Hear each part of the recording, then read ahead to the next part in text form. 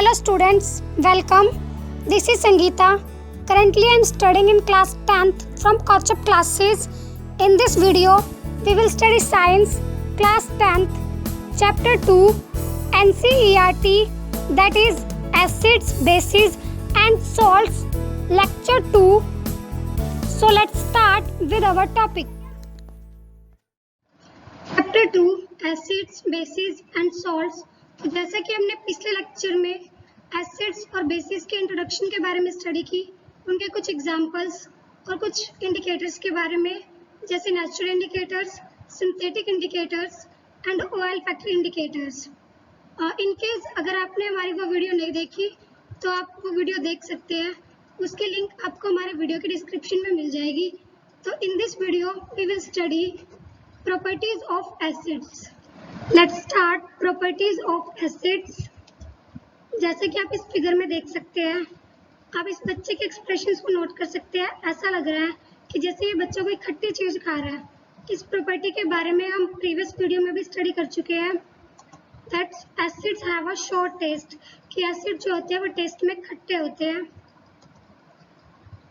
Second figure में आप देख सकते हैं, जैसे कि हमने प्रीवियस वीडियो में भी स्टडी की कि लिटमस पेपर जो होते हैं वो 2 कलर्स के होते हैं, ब्लू एंड रेड। जैसे कि आप इस फिगर में देख पा रहे हैं कि ब्लू लिटमस पेपर रेड में कन्वर्ट हो गया क्योंकि इसमें एसिड है। Acid turns blue litmus to red. Now coming to the third property, that is acid solution conduct electricity. Acid solution, अगर हम एसिड में पानी मिक्स कर देते हैं तो वो एसिड सॉल्यूशन हो जाता है। एसिड सॉल्यूशन कंडक्ट इलेक्ट्रिसिटी, जो एसिड सॉल्यूशन है वो इलेक्ट्रिसिटी कंडक्ट कर सकता है। इसका मतलब है इलेक्ट्रिसिटी एसिड सॉल्यूशन में से पास कर सकती है। इसको हम एक एक्सपेरिमेंट के थ्रू भी समझाएंगे। जैसे कि आप फर्स्ट फिगर में देख सकते हैं, यहाँ हमने एक बीकर लिया है। बीकर के अंदर जो है डाइल्यूट HCl लिया हुआ है और 2 नेल्स को हमने रबर कॉक के ऊपर फिट किया हुआ है। नेगेटिव और पॉजिटिव टर्मिनल को 6 वोल्ट की बैटरी के साथ कनेक्ट किया है। यहाँ हमने एक स्विच लिया है बल्ब को ऑन ऑफ करने के लिए। In the first figure bulb is glowing because acid solution conduct electricity, क्योंकि एसिड सॉल्यूशन में से इलेक्ट्रिसिटी कंडक्ट करती है। द सेकंड फिगर, बीकर के अंदर हमने ग्लूकोज सॉल्यूशन लिया है, तो इस सॉल्यूशन में जो है bulb is not glowing because glucose solution does not conduct electricity. Acid solution conduct electricity, it means acid allow electric current to pass through it. इसका मतलब है कि एसिड जो है वो इलेक्ट्रिक करंट को अलो करती है इसके अंदर से पास होने के लिए। स्टूडेंट्स, जैसा कि आपको मेरी स्टूडेंट संगीता ने अभी एक्सप्लेन किया एसिड की 3 प्रॉपर्टीज के बारे में। फर्स्ट प्रॉपर्टी थी एसिड्स की, that is acids have a sour taste, acid taste में खट्टे होते हैं। Second property, acids turn blue litmus to red. And third property, acid solutions conduct electricity, means acid solutions में से इलेक्ट्रिसिटी पास हो सकती है। Now coming to the fourth property, that is the reaction of acid with metals. अगर हम metals के साथ acid की रिएक्शन करवाएं तो क्या होगा, तो आइए इसको हम एक एक्सपेरिमेंट से समझेंगे। यहाँ पर एक जनरल सी इक्वेशन दी हुई है, दैट इज एसिड को जब हम मेटल के साथ मिक्स करते हैं तो salt plus hydrogen gas release होती है, राइट। तो यहाँ पर एक हमें गैस रिलीज हो रही है, that is the hydrogen gas. तो इस चीज को हम अभी एक्सपेरिमेंट से समझेंगे। जैसा कि आप इस एक्सपेरिमेंट में देख सकते हैं, यहाँ पर हमने एक टेस्ट ट्यूब ली है। This is the test tube and इस टेस्ट ट्यूब में हमने जिंक ग्रेन्यूल्स लिए हैं, मींस जिंक मेटल के कुछ ग्रेन्यूल्स लिए हैं, कुछ क्रिस्टल्स लिए हैं और इनको हमने डाइल्यूट सल्फ्यूरिक एसिड में डिप कर दिया है। यहाँ जो हमने एसिड लिया है that is sulphuric acid H2SO4 और ये डाइल्यूट है। डाइल्यूट का मतलब होता है कि इसमें पानी मिक्स किया हुआ है। एंड ये हमारी टेस्ट ट्यूब है।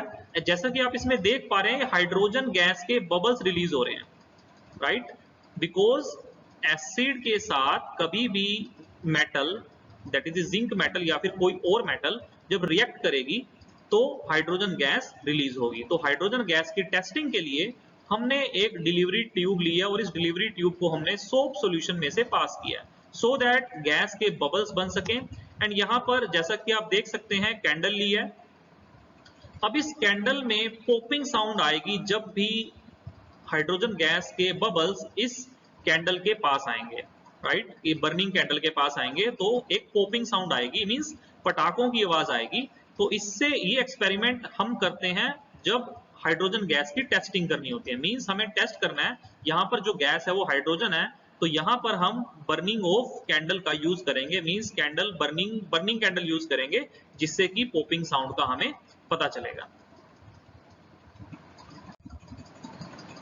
सो आई कैन से एसिड जब मेटल के साथ रिएक्ट करता है जनरली, तो हमें प्रोडक्ट में क्या मिलता है, सोल्ट मिलता है प्लस हाइड्रोजन गैस मिलती है। तो ये हाइड्रोजन गैस की पॉपिंग साउंड होती है। ये आपके एग्जामिनेशन पॉइंट ऑफ व्यू से भी काफी इंपॉर्टेंट क्वेश्चन है। क्वेश्चन इस टाइप से भी आ जाता है कि हमें पॉपिंग साउंड, बर्निंग कैंडल रखने पर हमें पॉपिंग साउंड प्रोड्यूस हुई, तो आप उस गैस का नाम बताइए जो रिलीज हुई इस एक्सपेरिमेंट से। तो आपके चार ऑप्शंस होंगे, hydrogen gas, CO2 gas, oxygen gas, nitrogen gas, कुछ भी ऑप्शंस हो सकते हैं। तो hydrogen gas will be your answer. अब हम इस एक्सपेरिमेंट को केमिस्ट्री में कैसे लिखते हैं वो हम सीखेंगे। देखिए यहाँ पर जैसा कि हमने अभी जो एक्सपेरिमेंट परफॉर्म किया था, इसको हम केमिस्ट्री में कैसे लिखेंगे, इस इक्वेशन की फॉर्म में कैसे लिखेंगे। यहाँ पर ये है मेरे रिएक्टेंट्स, मींस जो मैंने टेस्ट ट्यूब में मिक्स किए थे। एरो के बाद में ये जो भी हैं इनको बोलते हैं प्रोडक्ट्स, मींस ये मेरे प्रोडक्ट बने हैं, जिसमें से ZnSO4 सोल्ट है एंड हाइड्रोजन गैस रिलीज हुई है। तो यहाँ पर ZnS, S मतलब जिंक के मैंने ग्रेन्यूल्स लिए थे, मींस मैंने जिंक को सॉलिड फॉर्म में लिया था, तभी यहाँ पर लिखा हुआ है ZnS। और प्लस का साइन मींस हमने इसको मिक्स किया था H2SO4 के साथ डाइल्यूट, यहाँ पर एक्वस, एक्वस का मतलब होता है कि इसको पानी में मिक्स किया हुआ था H2SO4 को, राइट। एंड जब इन दोनों को मैंने मिक्स किया तो जिंक का सोल्ट बनेगा, that is the ZnSO4 which is aqueous, right, पानी में है। एंड हाइड्रोजन गैस रिलीज होगी, और हाइड्रोजन गैस की टेस्टिंग हमने की थी बर्निंग कैंडल के साथ।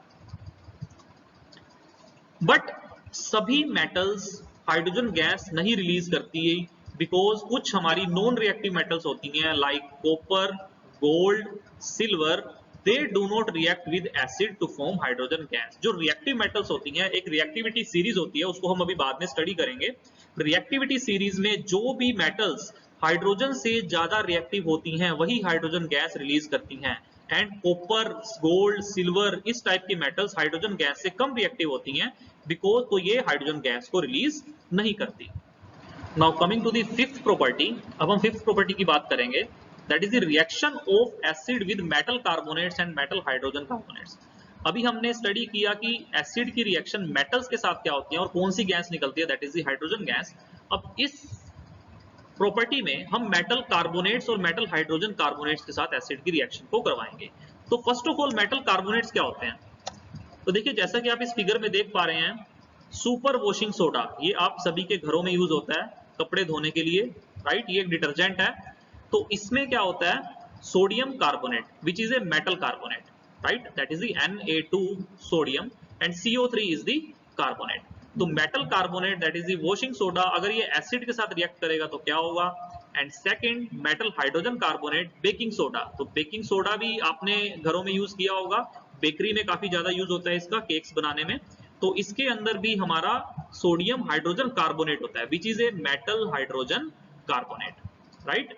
तो अब हम देखेंगे कि एसिड जब वॉशिंग सोडा के साथ या फिर बेकिंग सोडा के साथ, जो कि मेरे मेटल कार्बोनेट्स हैं या फिर मेटल हाइड्रोजन कार्बोनेट्स हैं, इनके साथ रिएक्ट करेंगे तो कौन सी गैस रिलीज होगी। तो इस चीज को मेरी स्टूडेंट संगीता आपको एक्सप्लेन करेगी। तो अब हम यहाँ एसिड की रिएक्शन मेटल कार्बोनेट और मेटल हाइड्रोजन कार्बोनेट के साथ करवाएंगे। तो हमें प्रोडक्ट में salt plus carbon dioxide plus water मिलेगा। अर्लियर हाइड्रोजन गैस रिलीज हो रही थी क्योंकि वहाँ हमने एसिड की रिएक्शन मेटल के साथ करवाई थी। तो अब हम इसे एक एक्सपेरिमेंट के थ्रू समझेंगे। जैसे हमने यहाँ टेस्ट ट्यूब लिया, टेस्ट ट्यूब में हमने सोडियम कार्बोनेट लिया, that is metal carbonate, and dilute hydrochloric acid, that is acid. हम एसिड और मेटल कार्बोनेट को मिक्स करेंगे तो यहाँ जो है वो CO2 गैस रिलीज होगी। और CO2 गैस की टेस्टिंग के लिए हमने कैल्शियम हाइड्रोक्साइड सॉल्यूशन लिया है। जब CO2 gas calcium hydroxide solution में पास करेगी तो ये कैल्शियम हाइड्रोक्साइड सॉल्यूशन को मिल्की में कन्वर्ट कर देगी।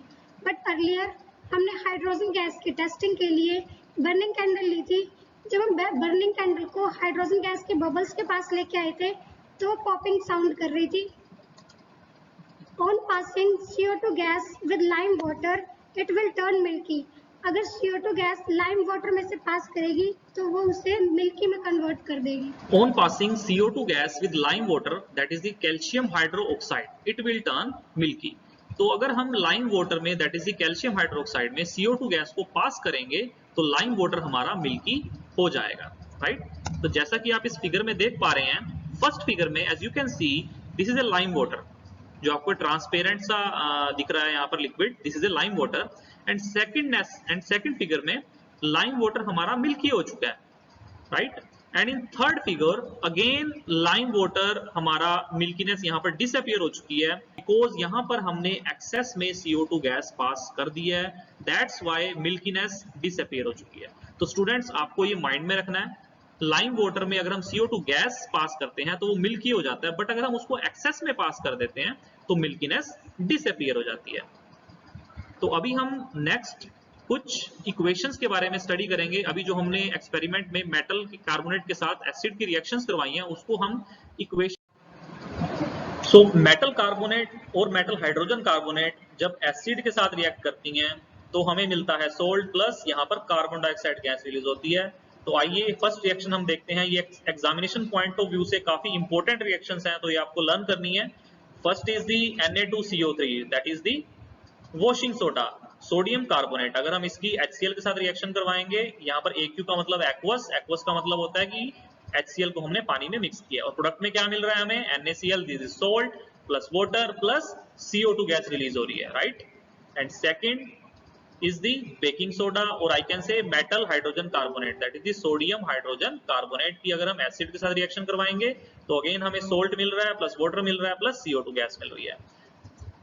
सो आई कैन से ये जो लाइम वाटर, नेक्स्ट रिएक्शन में हमने जो लाइम वाटर लिया है दैट इज CaOH का whole twice, this is the lime water, इसको अगर हम CO2 पास करेंगे देन व्हाइट प्रेसिपिटेट फॉर्म होगा, this is the milkiness, white precipitate here is representing the milkiness, that is CaCO3 calcium carbonate plus water. अगर हम access में carbon dioxide gas को पास करते हैं लाइम वाटर में तो मिल्कीनेस डिसअपियर हो जाएगी, राइट? तो यहाँ पर 4 रिएक्शंस हैं, ये 4 रिएक्शंस हमारी एग्जामिनेशन पॉइंट ऑफ व्यू से काफी इंपॉर्टेंट रिएक्शंस हैं तो इनको आपने लर्न करना है।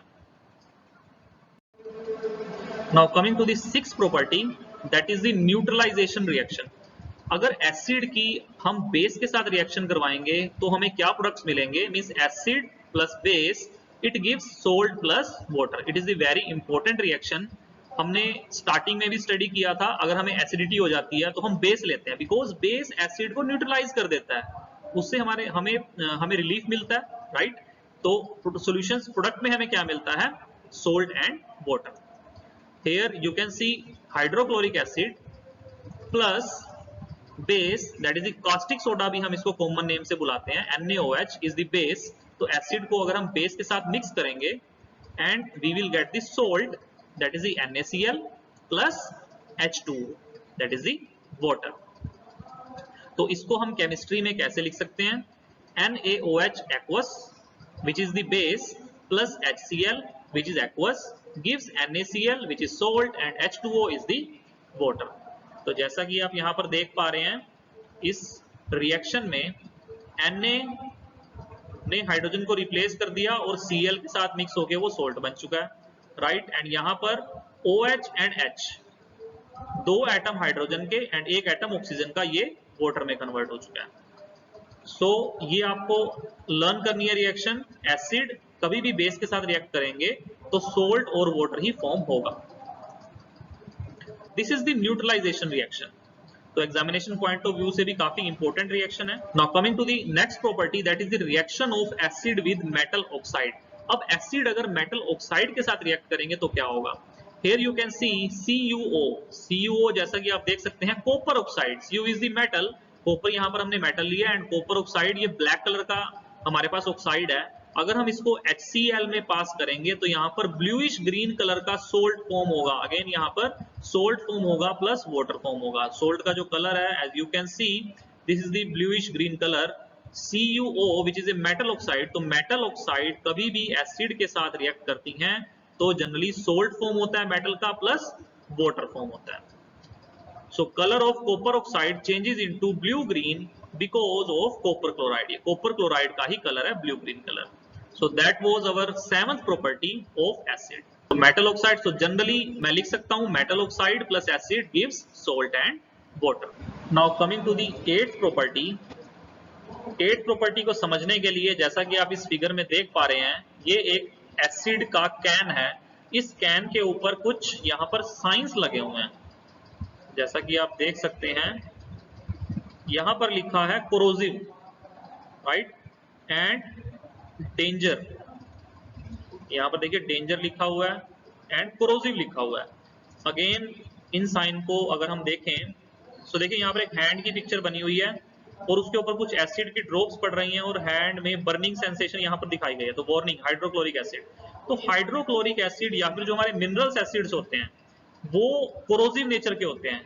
मींस अगर वो हमारी स्किन के ऊपर डायरेक्टली आ जाएं तो हमारी स्किन को बर्न कर सकते हैं. सो ये कुछ डेंजर साइन होते हैं जो कि अगर आप मार्केट से हाइड्रोक्लोरिक एसिड या फिर H2SO4 परचेज करने जाते हैं, बट आजकल तो आपको अपनी आइडेंटिफिकेशन भी देनी पड़ेगी अगर आप मार्केट से कोई एसिड परचेज करते हैं, बिकॉज ये काफी डेंजरस हो चुके हैं एंड ये कोरोसिव नेचर के होते हैं, राइट. इनको बोलते हैं मिनरल एसिड. जनरली जो मिनरल एसिड्स होते हैं दैट इज हाइड्रोक्लोरिक एसिड और sulphuric acid, these are corrosive in nature, right. So this is our 8th property, that is acids have corrosive nature. The mineral acids cause severe burn on the skin so that they are said to be corrosive. So that was all about properties of acids in this video. In the next video we will do some more topics on acids, bases and salts. If you like this video then please do share and subscribe to my channel. That's it. Thanks for watching.